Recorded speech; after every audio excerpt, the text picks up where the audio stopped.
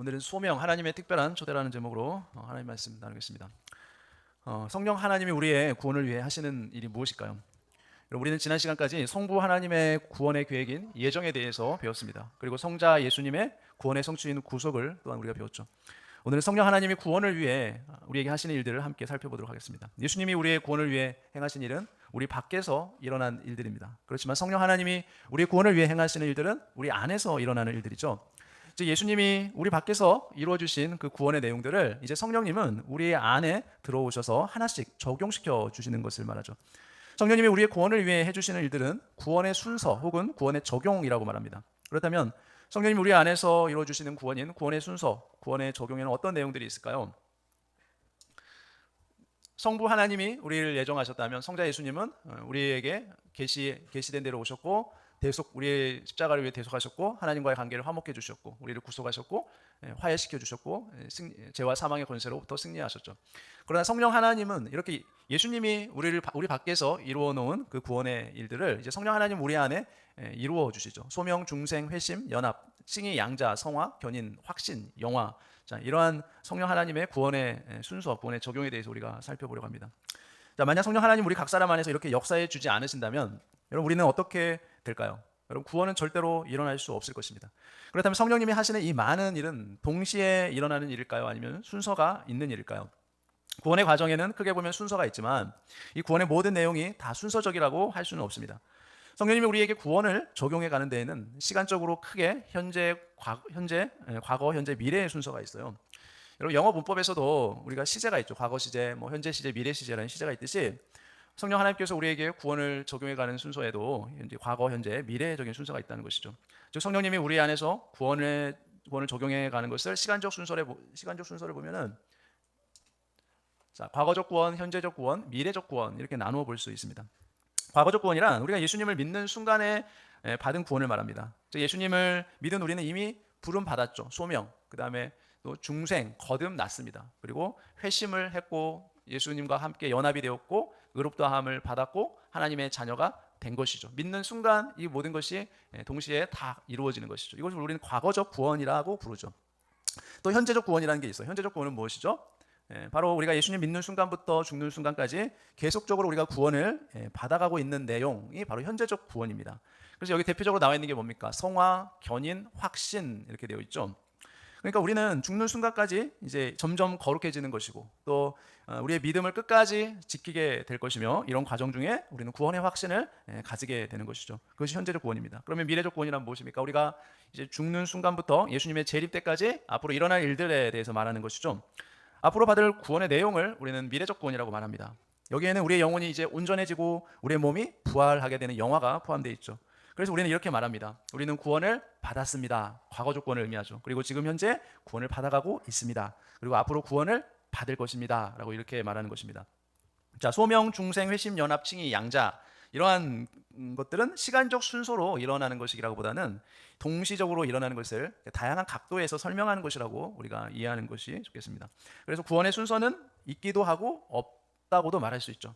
자, 그럼 이제 우리는 이제 우리 안에서 이루어지는 이 구원의 순서, 즉 영적 일생의 과정을 한번 살펴볼 텐데요. 먼저 과거적 구원에 대해서 오늘 살펴보겠습니다. 소명, 중생, 회심, 연합, 칭의, 양자에 대해서 살펴보겠습니다. 우리가 교회에 정기적으로 주일날 이렇게 예배를 드리고 또 스스로 기독교인이라고 할지라도 여러분 진정한 기독교인이 아닌 경우가 너무나 많습니다.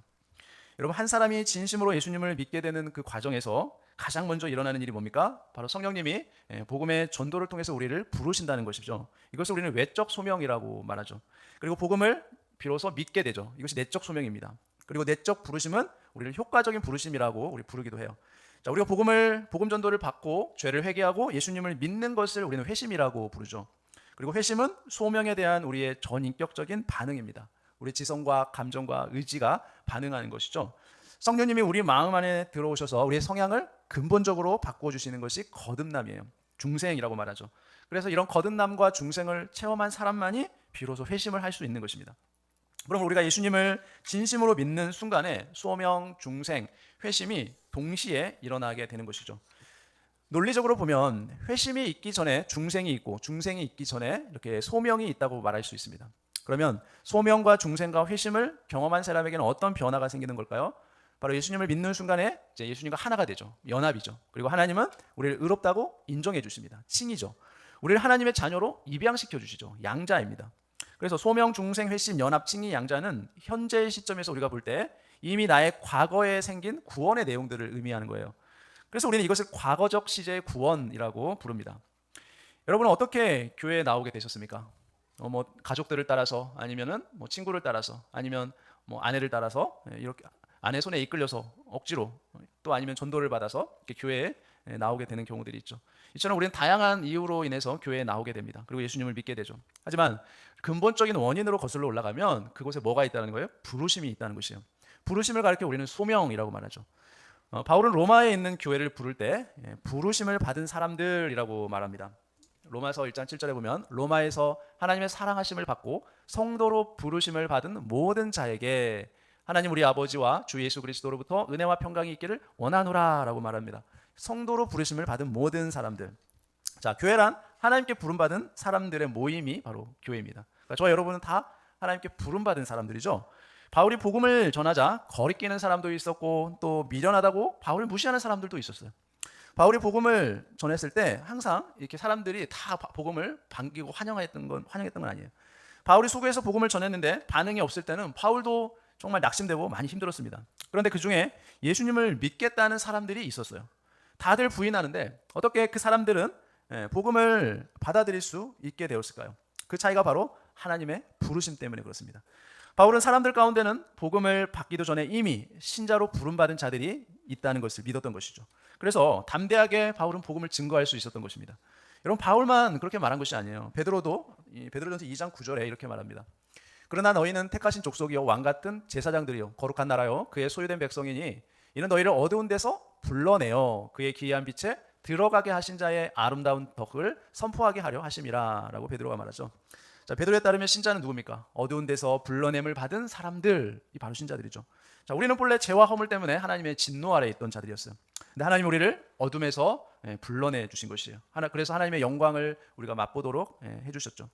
여러분, 1994년에 개봉했던 영화 중에 쉰들러 리스트라는 영화가 있습니다. 여러분 보신 분도 있겠지만 이 독일인이었던 쉰들러는 이 나치의 손에 무참히 죽어가는 유대인들을 살리기 위해서 유대인 한 명당 자신의 돈의 얼마를 지불했습니다.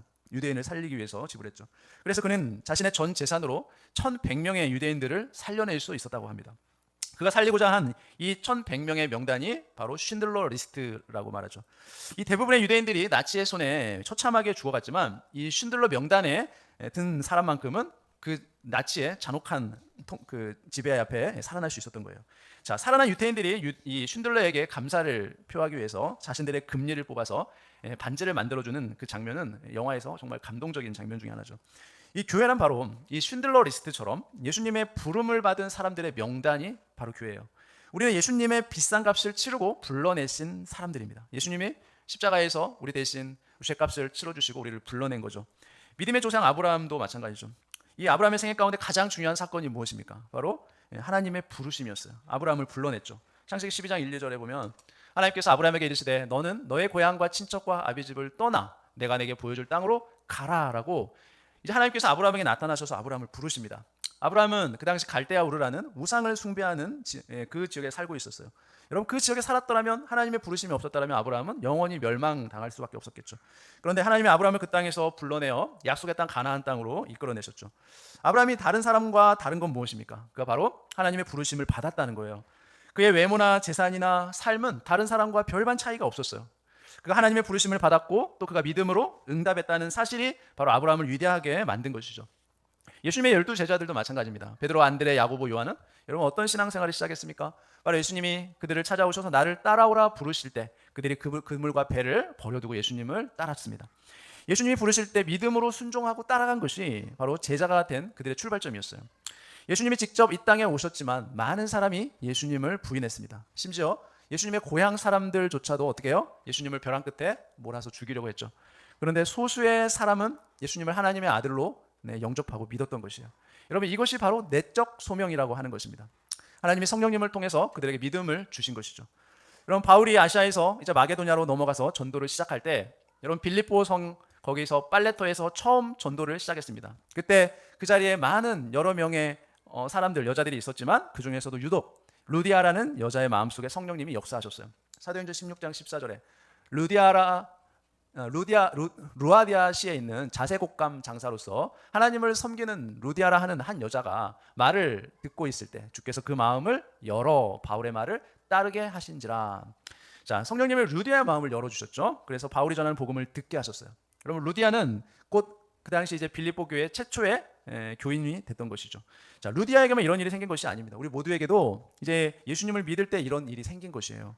다시 말하면 부르심이 없는 따름은 없다라는 것입니다. 예수님을 믿게 되었다라는 것은 여러분 그보다 앞서 뭐가 있던 것이에요? 예수님이 우리를 불러내셨다는 거예요.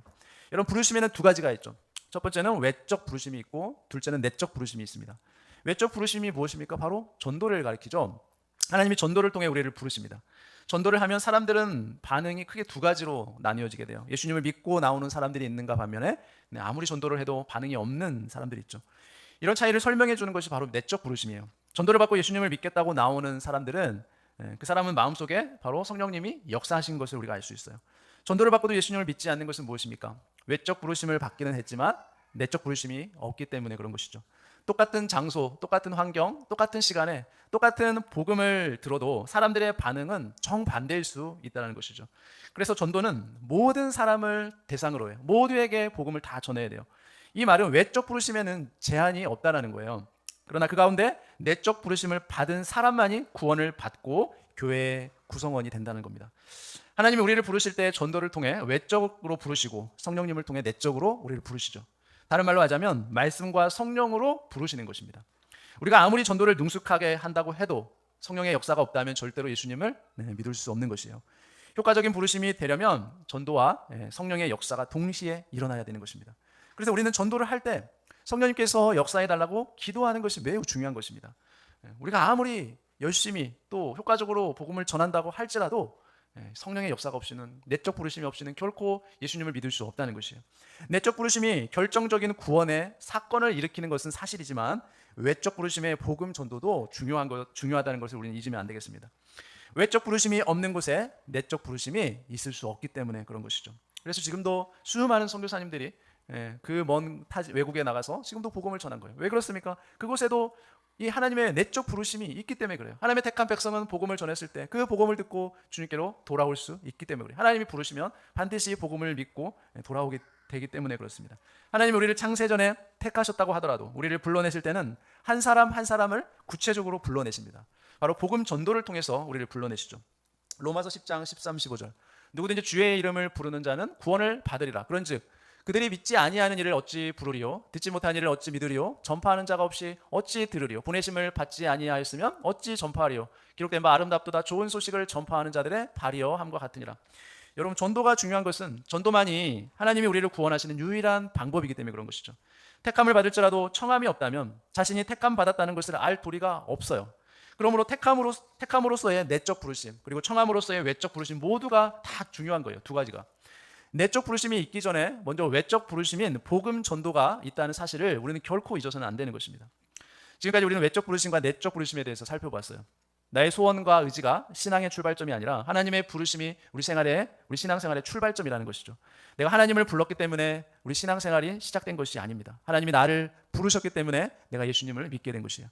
우리가 예수님을 믿고 따르는 자가 된 것은 우리가 예수님을 선택했기 때문이 아니라 예수님이 먼저 우리를 선택하셨기 때문인 것입니다. 또한 하나님이 우리를 택하실 때 우리의 자격과 조건을 보고 우리를 부르신 것이 아니라는 거예요. 고린도전서 1장 26절 28절 형제들아 너희를 부르심을 보라. 육체를 따라 지혜로운 자가 많지 아니하며 능한 자가 많지 아니하며 문벌 좋은 자가 많지 아니하도다.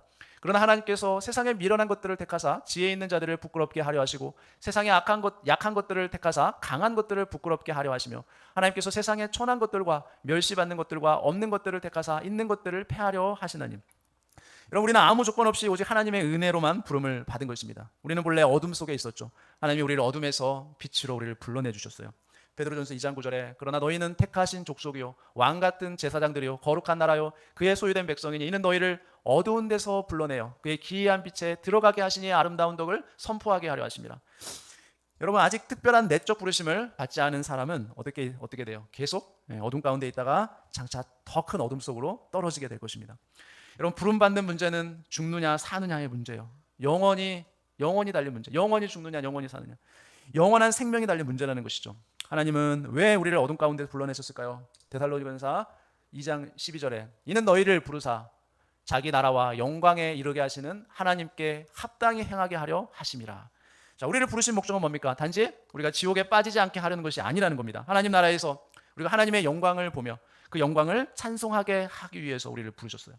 여러분, 지옥에서 건진받는 것이 은혜라면 이보다 더 큰 은혜는 뭡니까? 우리가 하나님 나라에서 하나님 나라에 넉넉히 들어갈 수 있도록 우리를 부르신 거예요. 우리를 불러주신 거예요. 어둠 가운데서 빛으로 우리를 인도해 주신 거죠.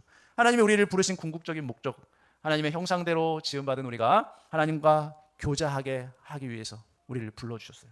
하나님 나라에서 영원토록 하나님과 더불어 하나님과 교제하며 사랑을 나눌 수 있도록 하기 위해서 하나님이 우리를 구원해 주셨다는 것이죠. 그것이 우리를 구원하신 목적인 것입니다. 여러분, 남은 한 주 동안도 우리가 하나님께서 우리를 부르신 그 목적을 따라 하나님 앞에 영광을 돌리며 하나님 앞에 찬송 드리며 주님을 높여드리는 저와 여러분 되시길 예수님의 이름으로 축원합니다. 기도하겠습니다. 하나님 아버지, 주님의 은혜를 감사합니다.